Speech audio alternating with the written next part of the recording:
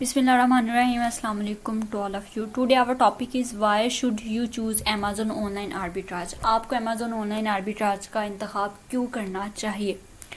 जब भी हम कोई बिज़नेस स्टार्ट करते हैं, न्यू कोर्स करते हैं, किसी न्यू प्रोफेशन में जाते हैं, तो हम उससे पहले ये जानना ज़रूरी समझते हैं कि अगर हम इसको स्टार्ट कर रहे हैं, इसका स्टार्टअप ले रहे हैं, तो हमें कौन कौन से एडवांटेजेस मिल सकते हैं, हम कौन से बेनिफिट्स हासिल कर सकते हैं और इसके साथ साथ हमें कौन से नुकसानात हो सकते हैं, हम किन चीज़ों से अवॉइड कर सकते हैं। तो आज की लेक्चर में मैं आपको बताऊंगी कि अगर आप Amazon ऑनलाइन आर्बिट्राज का बिजनेस स्टार्ट करते हैं तो आपको कौन कौन से बेनिफिट्स मिलेंगे और इसके साथ साथ आपको कौन कौन से नुकसानात हो सकते हैं और आप उनको कैसे ओवरकम कर सकते हैं। Pros of Amazon online arbitrage. अगर आप Amazon ऑनलाइन आर्बिट्राज का बिजनेस स्टार्ट करते हैं तो उसके कौन कौन से एडवांटेजेस आपको मिल सकते हैं। फर्स्ट है लो इन्वेस्टमेंट। आप कम इन्वेस्टमेंट करके ज़्यादा प्रॉफिट जनरेट कर सकते हैं। One of the main advantages of online arbitrage is the low cost of entering this business. इस बिजनेस मॉडल में दाखिल होने के लिए या इसका स्टार्टअप लेने के लिए आपको कोई हाई कॉस्ट या हाई इन्वेस्टमेंट की ज़रूरत नहीं है। आप लो कॉस्ट से भी स्टार्ट ले सकते हैं। जैसे कि मैंने आपको अपनी प्रीवियस वीडियो में बताया था कि आप $200 to $500 से भी स्टार्ट ले सकते हैं। उसके बाद है टाइम एंड एनर्जी एफिशिएंट। ना ही आपको इसमें बहुत ज़्यादा टाइम की ज़रूरत होगी, ना ही आपको इधर फिज़िकल वर्क करना पड़ेगा, सारा ऑनलाइन वर्क और इजी वर्क होगा। 3 मंथ्स में तकरीबन ये जो मॉडल है ये स्टार्ट हो जाता है।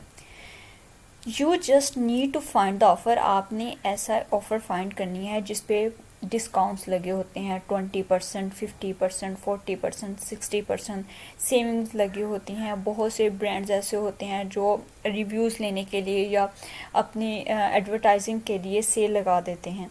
तो आपने वो ऑफ़र फाइंड करनी है, एनालाइज इट, और उसको आपने देखना है कि क्या ये जो ऑफ़र लगी हुई है 40 या 50% पे, क्या ये अमेज़ोन पे भी सेल हो रही है। अगर हो रही है तो वहाँ कितने पे हो रही है, मुझे कितने की मिल रही है, अमेज़ोन पे कितने की सेल हो रही है और प्रॉफिट मार्जिन कितना आ रहा है। आपका जो प्रॉफिट मार्जिन है वो 25 to 30% पर प्रोडक्ट होना चाहिए।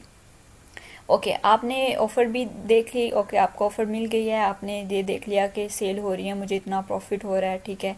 फिर आपने क्या करना है, उसको परचेज़ कर लेना है और प्रेप सेंटर में उसकी रीपैकिंग के लिए भेज देना है।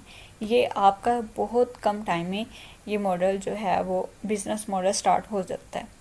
उसके नंबर पे है डाइवर्सिफिकेशन। फॉर एग्जांपल आपने कोई ऐसी प्रोडक्ट चूज़ कर लिया या परचेज़ कर लिया जो अमेज़ोन पे सेल नहीं हो रही, अगर हो रही है तो उसमें डिफरेंस है। आप वो वाली लिस्टिंग आपकी परचेज़ की हुई प्रोडक्ट पे पूरा नहीं उतर रही है, तो क्या होगा, इससे क्या होगा कि आपका पूरा बिजनेस मॉडल जो है वो इफ़ेक्ट नहीं होगा। ओनली 1 to 2% जो है वो आपके बिजनेस पे इफ़ेक्ट पड़ेगा।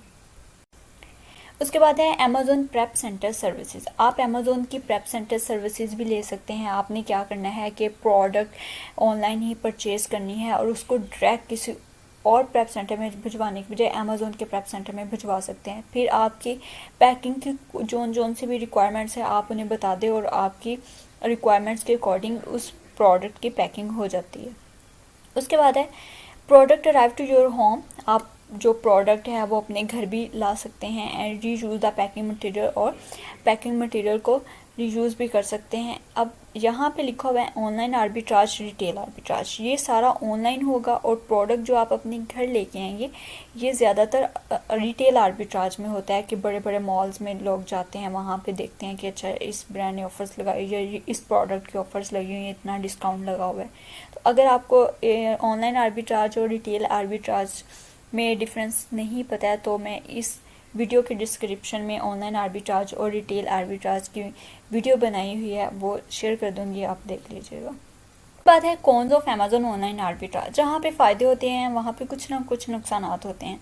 सबसे पहले है कंप्लीट नॉलेज नीडेड। आपको मुकम्मल इसके बारे में नॉलेज होना चाहिए। ये ना हो आपने सुना कि अच्छा $500 से स्टार्ट कर सकते हैं, ये तो कोई बात ही नहीं है और आप इस बिज़नेस मॉडल को स्टार्ट करें। नो, प्रॉब्लम्स आती हैं, चैलेंजेस आते हैं, लेकिन आपने उनको फेस करना है। इस वजह से आपने पहले उसके कंप्लीट गाइडलाइन लेनी है, देन स्टार्ट करना है। दूसरे नंबर पे है रिस्क ऑफ मिसमैचिंग इन्वेंट्री। आपने जो प्रोडक्ट परचेज़ की है वो अमेज़ोन पे सेल नहीं हो रही, अगर हो रही है तो वो वाली लिस्टिंग जो है वो आपकी परचेज़ की हुई प्रोडक्ट के साथ मैच ही नहीं हो रही, तो इस बात का आपने ध्यान रखना है, लेकिन ये सब कुछ आप पे डिपेंड कर रहा होता है। उसके बाद है कंपेटिटर्स। जहाँ पे कंपेटिटर्स की बात होगी, समझे आपके वहाँ पे शरीक बैठे हुए हैं, वहाँ पे भी आपके जो कंपेटिटर्स बैठे होंगे वो क्या कर सकते हैं कि आपकी प्रोडक्ट को परचेज करके बैड रिव्यू दे सकते हैं। तो आपने क्या करना है, घबराना नहीं है। अमेज़ोन के आप बता सकते हैं कि भाई मेरी प्रोडक्ट की क्वालिटी इतनी अच्छी है, और इसके अलावा बैड रिव्यूज़ को ख़त्म भी किया जाता है, तो उसे ख़त्म भी करवाया जा सकता है कस्टमर सपोर्ट के थ्रू, तो इसमें इतना इशू नहीं है। उसके बाद है problem with the inventory update. आप लोगों ने इस चीज़ पे नज़र रखनी है कि हमारी इन्वेंट्री ख़त्म तो नहीं होगी है, कितने पीसेस रह गए हैं उसको आपने अपडेट करते रहना है। तो इन चीज़ों का ध्यान रखना है। मेरा नहीं ख्याल ये कोई नुकसानात हैं, ये बस वो चीज़ें हैं जिनको हमने ध्यान से करना है, या इन चीज़ों के बारे में हमें पता होना चाहिए और उसके अकॉर्डिंग हमने एक्शन लेना है। स्टिल आप कंफ्यूज हैं कि आप इस बिज़नेस में ग्रो कर पाएंगे या नहीं कर पाएंगे। जब तक आप ट्राई नहीं करेंगे तब तक कुछ भी नहीं होगा। अब ये आप पे डिपेंड करता है। होप सो आपको ये वीडियो पसंद आई होगी। मिलते हैं नेक्स्ट वीडियो में। अल्लाह हाफिज़।